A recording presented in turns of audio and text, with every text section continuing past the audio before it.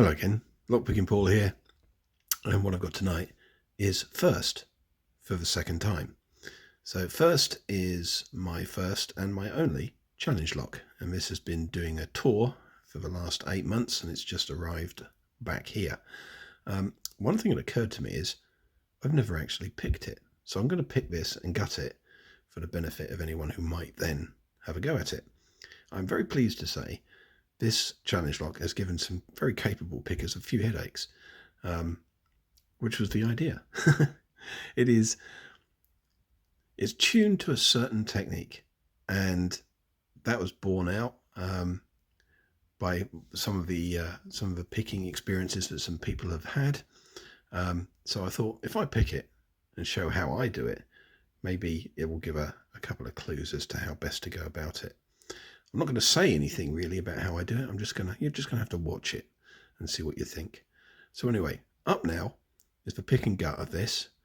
Like I say, I'm not going to give too much away, but if you think you might like to have a go at FURST, get in touch, and I'm going to get this back off into the community. And as far as I'm concerned, it can now go far and wide. All right, see you in a moment. Okay, let's see if FURST will oblige us with an open. There you go.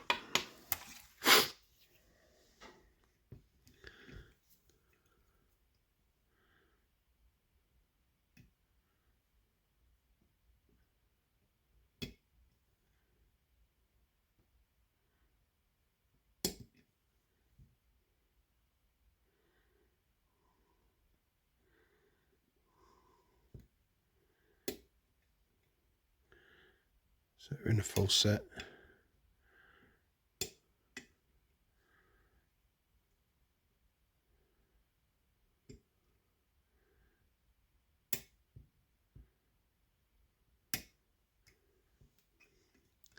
A little deeper, even deeper,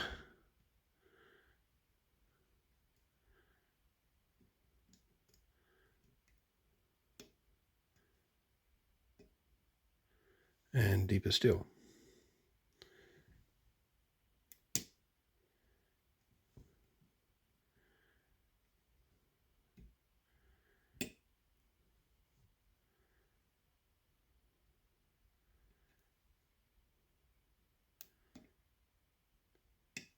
And we're open. Right, let's go for the 360, as it's what it says on the front of the lock. The real trick with this is just to make sure you've got the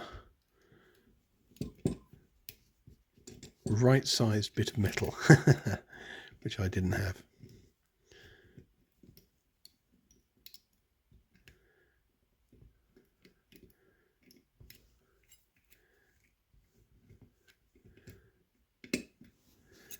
Might take more than one go at getting the 360.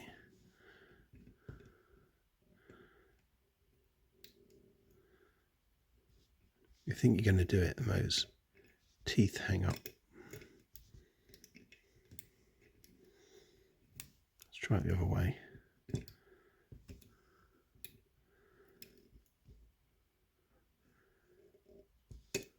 There you go.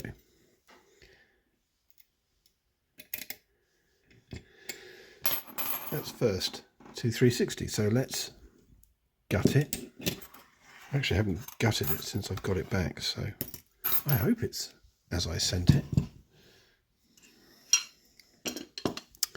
And it should become apparent why that 360 was so difficult in a minute. Let's go back to auto.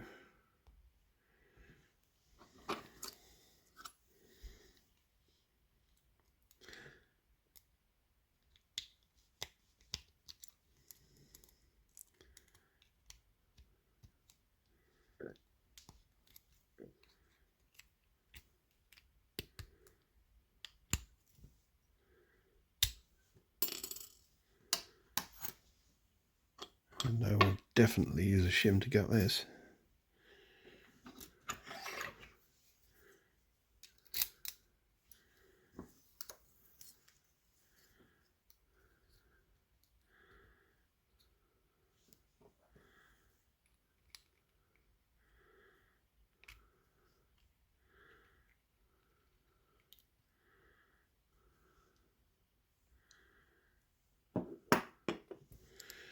Okay, so here's the top of the plug. Ah, there it is. Just find out one of the key pins.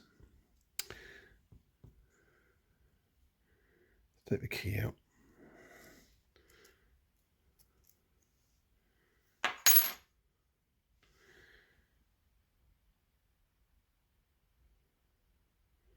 So there's threading in a couple of the chambers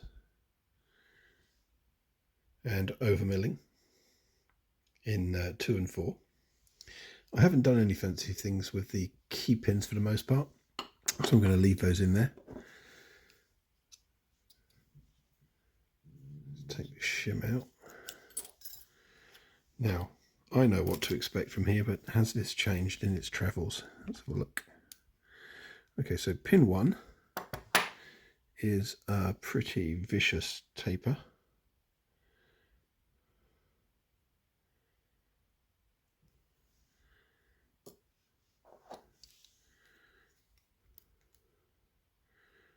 Pin 2 is a steel standard just to keep everything upright. Pin 3 is it's an even more severe taper. And it's those teeth that are catching when you do the 360.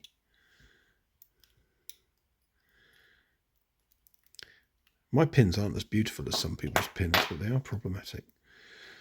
Right, so this is it started life as a spool, but it's an asymmetric spool.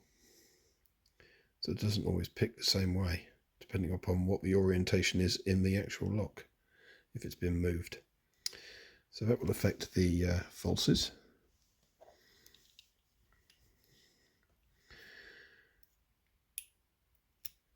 Five is a spooled T-pin sort of arrangement that hangs up as well.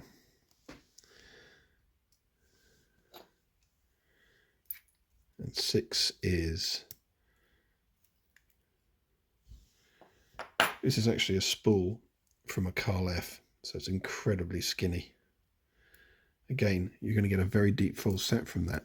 But if you combine those pins with the overmilling, so 2 not so much, but 4 is that asymmetric, you're going to get a series of steps as it hits the edge of the plug and the edge of the overmilling. So definitely going to cause you a problem, but you're also never going to be sure which pin is causing the faults, which is quite cool.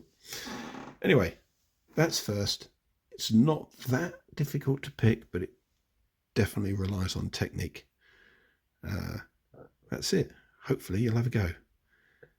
Cheers.